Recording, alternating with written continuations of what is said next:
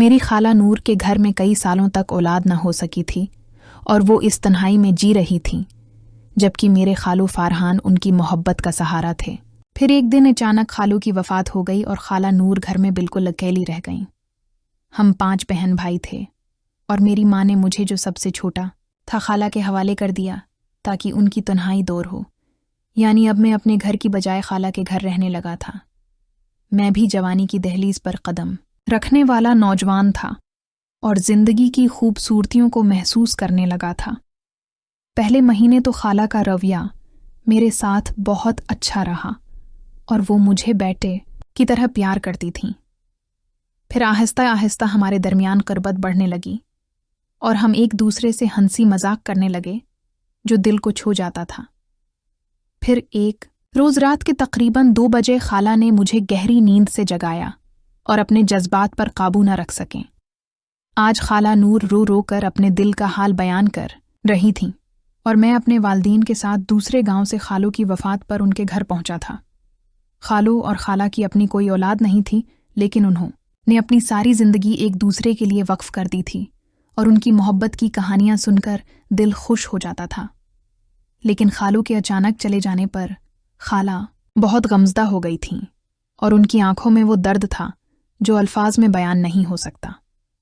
मेरी माँ उन्हें मुसलसल तसल्लियां दे रही थीं, लेकिन खाला को बार बार गशी के दौरे पड़ रहे थे, जो देखकर दिल पिघल जाता था। 3 दिन मेरी माँ ने खाला को संभालने में गुजार दिए और उस दौरान हम सब ने महसूस क्या कि मोहब्बत की गहराई क्या होती है। खालू की मुल्कियत में बहुत सी ज़मीनें थीं जिनसे हर माह अच्छी खासी आमदनी होती थी, इसलिए खालू के जाने के बाद माली तौर पर खाला को कोई मसला नहीं था, लेकिन उन्हें एक सहारे की शदीद ज़रूरत थी जो दिल की तन्हाई को भर सके। खाला की उम्र तकरीबन 32 साल थी और वो अभी तक अपनी बाकी ज़िंदगी खालू के नाम पर गुजारना चाहती थीं, लेकिन ज़िंदगी की हकीकत इन्हें आगे बढ़ने पर मजबूर कर रही थी। घर में मैं सबसे छोटा था और मेरे 4 बहन भाई मुझसे बड़े थे, इसलिए मेरी घर में ज़्यादा ज़रूरत महसूस नहीं की जाती थी। मैं इस वक्त 15 साल का था और ज़िंदगी की खूबसूरतियों को देखने लगा था। मेरी माँ ने कहा कि हम खाला को अकेला नहीं छोड़ सकते, इसलिए आमिर को उनके पास छोड़ देते हैं ताकि उन्हें बेटे की कमी महसूस न हो और वो तन्हाई से बच सकें, वरना खाला खालू फारहान को याद करके बीमार पड़ जाएंगी। खाला भी उस बात पर राज़ी हो गई और बोलें कि हाँ, आमिर को यहीं छोड़ दो, वो मेरे लिए रोशनी की किरण बन जाएगा। मेरे वालिद ने कहा कि आमिर यहीं रहेगा और मैं उसका दाखिला यहीं के स्कूल में करवा देता हूँ और उसकी तालीम पर जितना भी खर्च आएगा मैं खुद उठाऊंगा। खाला ने फ़ौरन जवाब दिया, भाई साहब, ये कैसी बातें कर रहे हैं? ये मेरे बेटे जैसा है और मैं अकेली इतना पैसा कहाँ खर्च करूँगी? कोई ज़रूरत नहीं कि आप उसके खर्चे का सोचें। लेकिन वालिद ने साफ इनकार कर दिया और कहा कि वो खुद तमाम खर्च उठाएंगे। मैं खाला के साथ रहने लगा और वो मेरा बहुत ख्याल रखने लगे, जैसे एक माँ अपने बेटे का करती है। लेकिन उसके बाद मेरे साथ जो वाक़यात पेश आने लगे, उन्होंने मुझे सोचने पर मजबूर कर दिया। वैसे तो खाला का घर काफ़ी बड़ा था, जिसमें 4 कमरे थे, लेकिन जब मैं अलग कमरे में सोने की कोशिश करता तो खाला कहते, आमिर, अकेलेपन में मुझे बड़ी घबराहट होती है, ऐसा करो कि मेरे कमरे में आकर सो जाया करो। मैंने खाला की बात मान ली और उनके कमरे में सोने लगा। उनके बस्तर के करीब अपनी चारपाई बिछा लेता था। नींद का मैं बहुत पका था, क्योंकि सुबह स्कूल जाना होता था, वापस आकर स्कूल का काम करना होता था और फिर खाला के लिए बाजार से सामान लाकर देना और छोटे मोटे कामों में उनका हाथ बटाना भी मेरा मामूल बन चुका था। खाला सारा दिन मुझसे बातें करती रहते और उनकी बातें दिल को छू जाती थीं। लेकिन एक रात जो कुछ मैंने देखा, उसने मेरे हवास को हिलाकर रख दिया। पता नहीं क्यों, लेकिन मुझे नींद नहीं आ रही थी। शायद उसकी वजह ये थी कि आज छुट्टी थी और मैं देर से उठा था। आंखें बंद किए मुझे आधा घंटा गुजर चुका था, लेकिन नींद नहीं आ रही थी। मैं अभी सोने की कोशिश कर रहा था कि अचानक खाला अपने बस्तर से उठें। उन्होंने अपने गले से दुपट्टा उतार कर बस्तर पर रख दिया और कमरे के गुसल खाने में चली गईं। हालांकि दिन भर खाला कभी भी दुपट्टा नहीं उतारती थीं और ना ही मैंने उन्हें अपने सामने ऐसा करते देखा था। मैंने सोचा शायद उन्हें लग रहा होगा कि मैं सो चुका हूं। कुछ देर बाद वो गसल खाने से बाहर आए तो मुकम्मल तौर पर भीगी हुई थीं। ऐसा लग रहा था जैसे वो नहा कर आई हूं। सर्दियों का मौसम था और मैं रज़ाई में घुसा हुआ था, लेकिन खाला उस वक्त नहा कर आए और बड़ी तरह कांप रही थीं। ये देखकर मैं परेशान हो गया कि अगर उन्हें नहाना ही था तो दिन के वक्त जब धूप निकलती तो तब नहा लेते, न कि इस वक्त। खाला फौरन अपने बिस्तर पर लेट गईं और रज़ाई ओढ़कर सो गईं। मुझे ये सब बहुत अजीब लगा। सुबह जब मैं स्कूल के लिए उठा तो खुद से रहा न गया और खाला से पूछ लिया, खाला आप रात को नहाने क्यों गई थीं? मेरी बात सुनकर वो कुछ देर खामोश रहें और फिर बोलें, कुछ नहीं, बस ऐसे ही घबराहट हो रही थी। मैंने कहा, अच्छा जी, लेकिन इतनी सर्दी में आपको नहाना नहीं चाहिए था। ये ना हो कि आप बीमार पड़ जाएं तो वो कहने लगें कुछ नहीं होता, तुम रात को जाग रहे थे क्या? मैंने जवाब दिया, हाँ देर से उठा था ना, उसलिए फिर मैंने नाश्ता किया और स्कूल चला गया। लेकिन जब स्कूल से वापस आया तो देखा कि खाला सब्जी काटते हुए किसी गहरी सोच में गुम थीं। उनके घर का दरवाज़ा अक्सर खुला रहता था, बल्कि गांव के तमाम घरों के दरवाजे सुबह खुलते थे और रात को सोने से पहले ही बंद किए जाते थे। एक दूसरे के घरों में आना जाना भी आम बात थी। मैं जैसे ही घर में दाखिल हुआ तो देखा कि खाला तख्त पर बैठी सब्जी काट रही थीं। मैंने सलाम किया, लेकिन वो अपने ख्यालात में उस कदर गुम थीं कि न मेरा सलाम सुना और न ही मेरी तरफ देखा। मैं इनके करीब जाकर बैठ गया और कहा कि खाला ये सुनकर वो बड़ी तरह चौंक गईं। कहने लगें, तुम वापस आ गए, कब आए? मैंने कहा, अभी आया हूं, आप पता नहीं किस सोच में गुम हैं। फिर मुझे लगा शायद वो खालों को याद कर रही होंगी। मैं कहने लगा, आप अगर खालों को याद करती रहेंगी तो बीमार पड़ जाएंगी, अपना ख्याल रखा करें। मेरी बात सुनकर वो मुस्कुरा दें और कहने लगें, अच्छा ठीक है, ऐसा करो, चलो जाकर नहा लो, मैं तुम्हारे लिए रोटी बना देती हूं। मैंने कहा, ठीक है। मैंने महसूस किया कि अब खाला हर वक्त किसी न किसी गहरी सोच में गुम रहती थीं। पहले तो वो खालों को याद करते हुए मुझसे बातें किया करती थीं, लेकिन आजकल वो बिल्कुल खामोश रहने लगी थीं और जरा सी आहट पर यूं चौंक जाती थीं जैसे कुछ गैर मामूली हो। रात को जब मैं सो रहा था तो मुझे लगा कि खाला ने मुझे देखा। मेरी आंखें बंद थीं, लेकिन मैंने हल्की सी आंखें खोलकर देखा। कमरे में अंधेरा था, लेकिन खिड़की से आने वाली चांद की रोशनी में खाला का साया वाज़ेह नजर आ रहा था। वो मेरी चारपाई के करीब आए, शायद ये देखने के लिए कि मैं सो रहा हूं या जाग रहा हूं। जब उन्हें लगा कि मैं सो चुका हूं तो वो दोबारा वापस चली गईं। इस बार खाला 2 घंटे बाद गसल खाने से बाहर आए और इस बार भी नहा कर आई थीं। मैं हैरान था कि वो गसल खाने में इतना वक्त क्यों लगा रही हैं। इतनी सर्दी में 2 घंटे नहाना किसी सेहतमंद इंसान के भी बस की बात नहीं होती।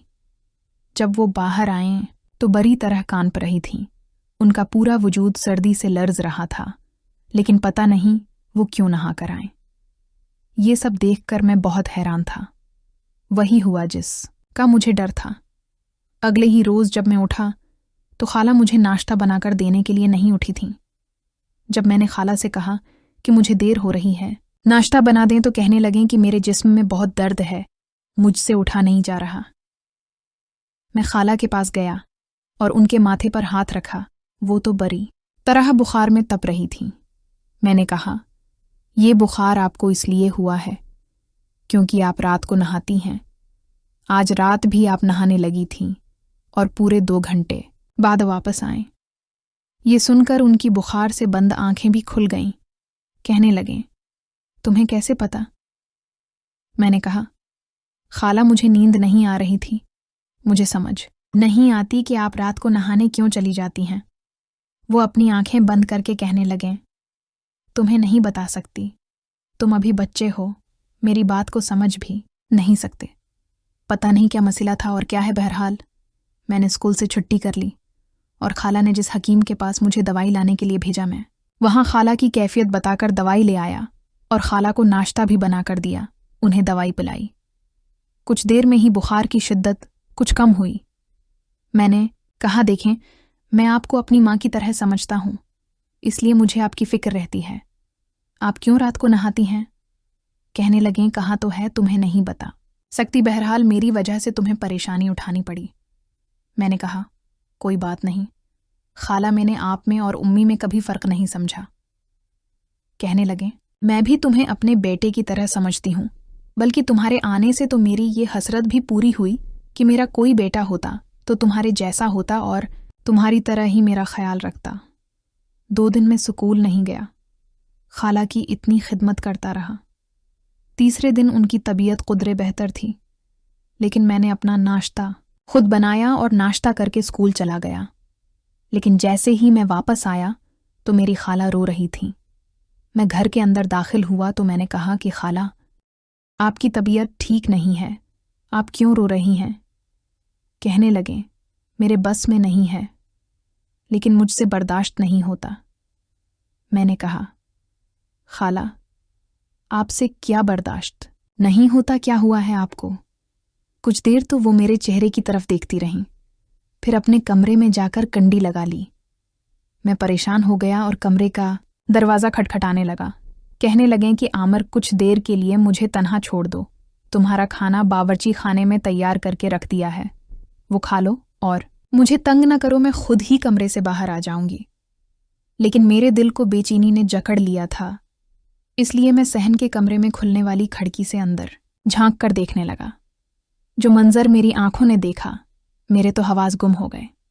खाला इस वक्त मुकम्मल तौर पर आज़ाद थीं। अगले ही पल में फ़ौरन खिड़की से हट गया और अपनी आंखों पर हाथ रख लिया। दिल तो जैसे मेरे सीने में ही थम चुका था। ये मैंने क्या कर दिया था? जाने अनजाने में ही सही, मैंने खाला को इस हालत में देख लिया था। इससे ज़्यादा मैं कुछ सोच भी नहीं सकता था। मुझे उस वक्त अपने आप से नफ़रत होने लगी कि मैंने खिड़की से क्यों झांका। मेरा तो ये अंदाज़ा था कि वो कमरे में बैठकर रो रही होंगी। पहले ही उनकी तबीयत ठीक नहीं थी और मैं ये नहीं चाहता था कि वो खालो की जदाई में अफसरदगी का शिकार हो जाएं। लेकिन जो कुछ मैं देख चुका था वो मेरे गुमान में भी नहीं था। मैं फ़ौरन खिड़की से हटकर सहन में चारपाई पर बैठ गया। बावर्ची खाने में मेरे लिए खाना रखा था और भूख भी बहुत लगी थी, लेकिन जो कुछ मैं देख चुका था उसके बाद मेरी भूख बिल्कुल ख़त्म हो चुकी थी। पूरे 1 घंटे बाद कमरे का दरवाज़ा खुला। खाना जूं का तूं पड़ा था। खाला कमरे से बाहर आए और एक नज़र मुझ पर डालने के बाद सीधा बावर्ची खाने में गईं। उनके बाल भीगे हुए थे और आंखों में एक अजीब सी लाली दिखाई दे रही थी। ऐसे लग रहा था जैसे बहुत ज़्यादा रोने की वजह से उनकी आंखें सूज चुकी हों। उनके चेहरे पर एक अजीब सा तासर था। वो बावर्ची खाने में गईं और जब खाने को जूं का तूं रखा देखा तो वहीं से बोले, आमिर, तुमने खाना नहीं खाया? अरे बेटा, ये क्या तरीका है? मैंने तुम्हारे लिए ये खाना बनाया था। मैं तो खाला से निगाहें मिलाने के भी काबिल नहीं था, क्योंकि जिस हालत में उनको देख चुका था, मेरा तो यही दिल चाह रहा था कि ज़मीन फटे और मैं इसमें धंस जाऊं। खाला मेरे पास आ चुकी थी, मेरे पास बैठ कर बोलने लगे, बेटा, खाना क्यों नहीं खाया? मैंने तो तुम्हारी पसंद की सब्जी बनाई थी, क्या स्कूल में कुछ खा के आ चुके हो? मैंने नफ़ी में सर हिला दिया था। मैंने कहा, आप मुझसे क्या छिपा रही हैं? मेरे सवाल पर खाला फ़ौरन चौंक गईं, कहने लगे, कुछ भी नहीं, तुम ऐसा सवाल क्यों कर रहे हो? मैंने तो तुम्हें कहा था ना कि मैं कुछ देर बाद कमरे से बाहर आ जाऊंगी। मेरी तबीयत कुछ ठीक नहीं थी। मैंने कहा ना, मेरी मुश्किलात को समझो, फिर क्यों तुम मुझे ऐसे तंग कर रहे हो? चलो शाबाश, खाना खा लो। लेकिन मैं वहीं पर रख गया। कहने लगा, सच बताएं, आप इतनी परेशान क्यों रहती हैं? पहले तो आप ऐसी नहीं थीं जैसी अब हो चुकी हैं। ज़रा ज़रा सी बात पर चौंक जाती हैं और फिर बौखला जाती हैं। मेरी बातों का ठीक से जवाब नहीं देते। आखिर क्या मसला है आपको? क्या मेरे यहाँ रहने से आपको कोई परेशानी है? अगले ही पल खाला मेरे मना पर हाथ रख चुकी थीं। कहने लगे, आमिर, तुम कैसी बातें कर रहे हो? मैं तो तुम्हें अपना बेटा समझती हूँ। बस तुम्हारे खालों की कमी मुझे बहुत ज़्यादा महसूस होने लगी है। जब भी तुम्हारे खालों मुझे याद आते हैं तो मैं अपने जज्बात पर काबू नहीं रख सकती। मेरी आंखें नम हो जाती हैं, मैं रोने लगती हूँ और एक अजीब सा तनाव महसूस करती हूँ। यही चाहती हूँ कि ज़्यादा से ज़्यादा वक्त अकेले गुजारूं। बहरहाल मैं ये बात मान भी लेता कि खाला खालों के गम में घलकर ऐसी हुई हैं, लेकिन कुछ रोज़ बाद जो चीज़ मैंने नोट करना शुरू की वो बड़ी ही हैरान कुन थी।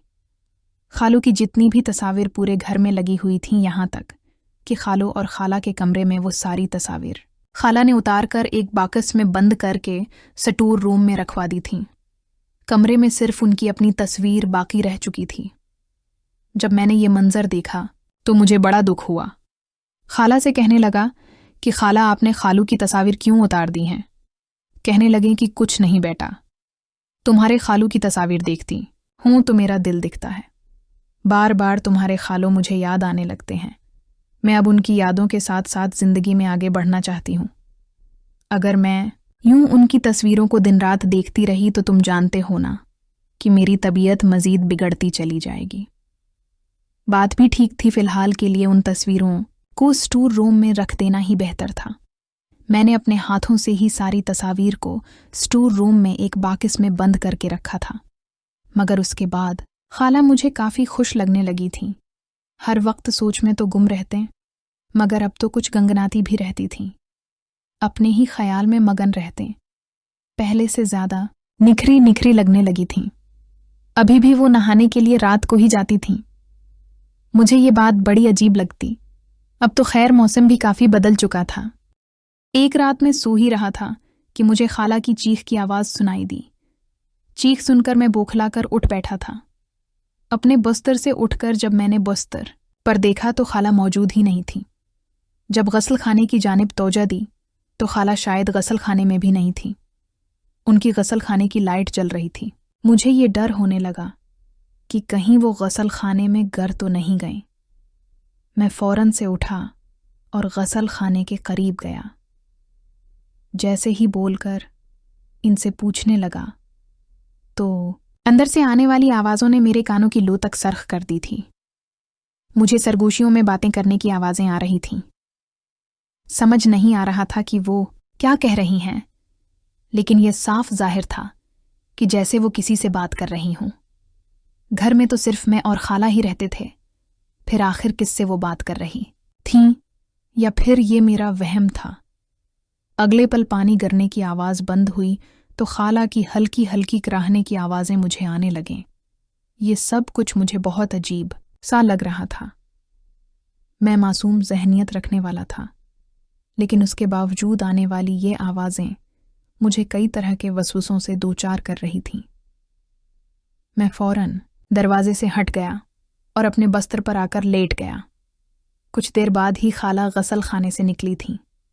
मैं अपने गर्द कंबल मुकम्मल तौर से लपेट चुका था, क्योंकि खाला गसल के तौलिए में ही बाहर आ चुकी थीं। बाहर आकर उन्होंने अपने कपड़े निकाल कर बदले थे। तब तक मेरा दिल बड़ी तरह से धड़क रहा था। कुछ देर बाद जब मैंने देखा तो रात के उस पहर खाला आईने के सामने खड़ी अपने बाल बना रही थीं। वो बड़ी ही लड़खड़ाकर चल रही थीं, साथ साथ कराह भी रही थीं। आखिर गसलें खाने में क्या हुआ था जो उनकी ये हालत हो चुकी थी। मुझे अब खाला पर शक होने लगा था। मैं उन्हें अजीब सी निगाहों से देखने लगा था। जो मोहब्बत, एहतराम और इज्जत में खाला को दिया करता था, अब वो आहिस्ता आहिस्ता मेरे दिल से कम होने लगा था। मुझे ऐसे लगने लगा था जैसे खाला पहले जैसी नहीं रहें। एक रोज़ तमाम तर सवालों के जवाब भी मुझे मिल ही गए।